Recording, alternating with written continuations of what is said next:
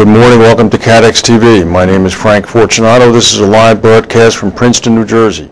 Today is Monday, September 15th, 2008. It's 11:30 a.m. in the morning Eastern Daylight Time. It's 4:30 p.m. in London, 12:30 p.m. in Bermuda, and in Mexico it's 9:30 a.m. in Mexico City. If you need to reach us during the broadcast, you can phone in toll-free at 1-866-67-CATEX. Overseas, our AOL Instant Mail address is CATEX-TV. On this day in history, in 1963, 4 black girls were killed when a bomb went off at a Baptist church in Birmingham, Alabama. This was the most deadly event in the civil rights era. Today's birthday, the American actor Tommy Lee Jones is 62 years old, and Britain's Prince Harry is 24. We have some breaking news, some economic news, as it all is today, coming in. Led by a big drop in auto production, the U.S. industrial output plunged 1.1% in the month of August. This is the biggest drop since Hurricane Katrina 3 years ago. The decline was much worse than the 0.3% decline expected by economists. Industrial production has now fallen 1.5% in the past year and 2% since the peak in January, and the stock market is off by about 256 points now. That's not the only reason the stock market is off. We have a lot of news today, and it's all bad. Storied Wall Street firm Lehman Brothers says that it has filed for Chapter 11 bankruptcy protection. The 158-year-old firm was crippled by a $60 billion loss portfolio in soured real estate holdings. It was unable to find an investment partner over the weekend to throw it a lifeline. Lehman said today that none of its broker-dealer subsidiaries or other units would be included in the Chapter 11 filing in U.S. bankruptcy court in New York. Lehman said that it's exploring the sale of its broker-dealer operations and is in, quote, advanced discussions to sell its investment management unit.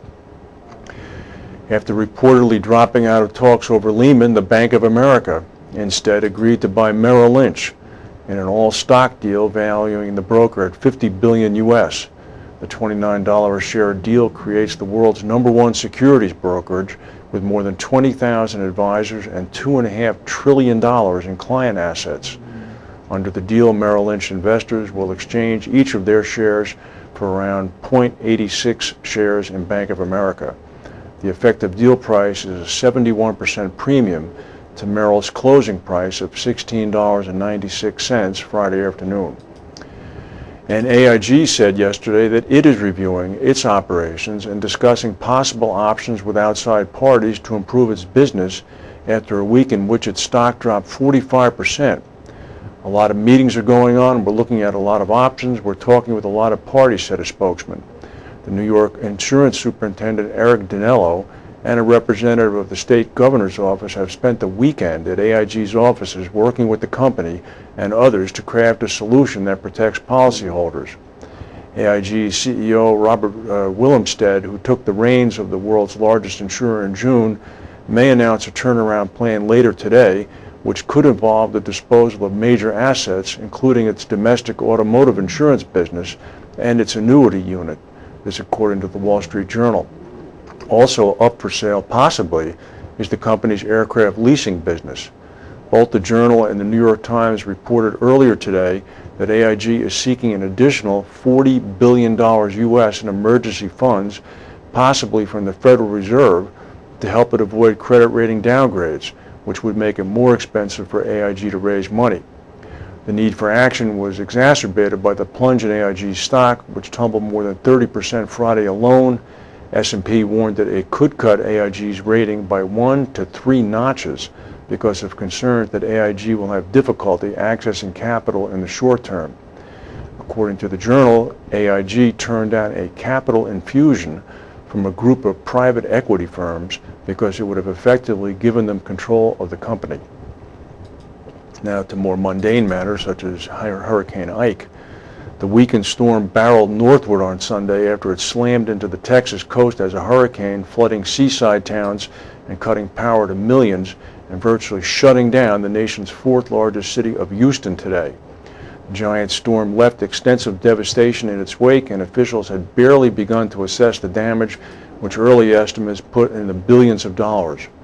Ike knocked out about a quarter of U.S. crude oil production and refining capacity.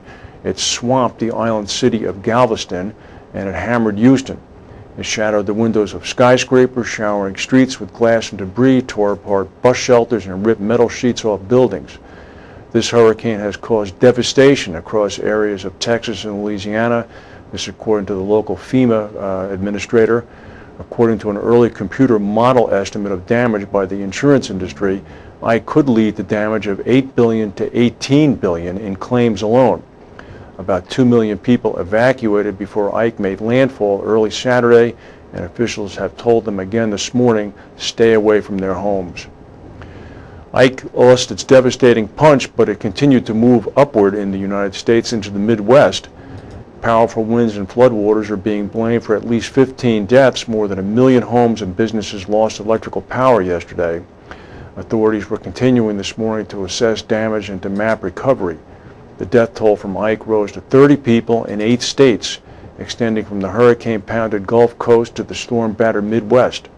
Illinois officials said that they're planning to ask the governor to issue a disaster declaration for both the city of Chicago and Cook County. Cook County was placed under a state of emergency as thigh-high water prompted dozens of boat rescues in Chicago. 6 people died in Indiana, 3 people died in Missouri, 3 died in Ohio, and a number of others died in Arkansas and also in Kentucky. The remnants of Ike dumped as much as 6 to 8 inches of rain in parts of Indiana, Illinois, and Missouri. In Chicago, actually, the airport at O'Hare saw 6.64 inches of rain, which was a record. Power outages darkened more than 1 million homes and businesses in Ohio and Kentucky. More than 700,000 Duke Energy customers were without power in Southwest Ohio. More than 350,000 customers were without power in Central Ohio, and about 300,000 power customers in Northeast Ohio were out. The heavy rain is going to perhaps have some effect on swelling rivers. According to the National Weather Service, major flooding is now expected along the Mississippi from St. Genevieve to Cape Girardeau by late this week. Also, the hurricane did some damage to some oil rigs in the Gulf. 10 platforms apparently have been damaged, according to the U.S. Mineral Management Service, as a result of flyovers of the area. They have estimated that 10 of some 3,800 oil platforms have in fact been damaged. We don't yet know the extent of this damage. Obviously, this damage is far, far lower than Katrina or Rita, so at least on this one, a bullet seems to have been dodged. Typhoon Sinlaku out in the Pacific is causing damage. Torrential rains and rivers swollen by the typhoon killed at least 4 people in Taiwan yesterday. A section of a 2,000-foot bridge over the Takia River collapsed last night. 2 cars plunged into the furious river. The storm is now on its way to Japan. Typhoon warnings are set now for Kyushu Island, the southernmost island of Japan, as well as for the Japanese mainland as it begins to make its brush by. And in the train crash out in California over the weekend, apparently a dispatcher tried to warn the engineer of a Metrolink commuter train that he was about to collide with a freight train, but the call came too late. This according to rail officials investigating the crash that killed 25 people. The dispatcher did reach the conductor in the rear of the train, but by then it had already crashed into the oncoming Union Pacific engine at 40 miles per hour. The engineer was killed in the accident, which was the nation's deadliest rail disaster in 15 years. Metrolink said that the engineer had run a red signal. However, federal investigators said it could take a year before they determined the cause. The National Transportation Safety Board said yesterday it was looking into a report that the engineer may have been text messaging around the time of the crash. A teenager told a local television affiliate of CBS that he had exchanged a brief text message with the engineer shortly before the crash. The TV station said that the teen was among a group of youths who had befriended the engineer and asked him questions about his work. The TV station showed an interview of the teenager holding a cell phone with a text message apparently signed by the engineer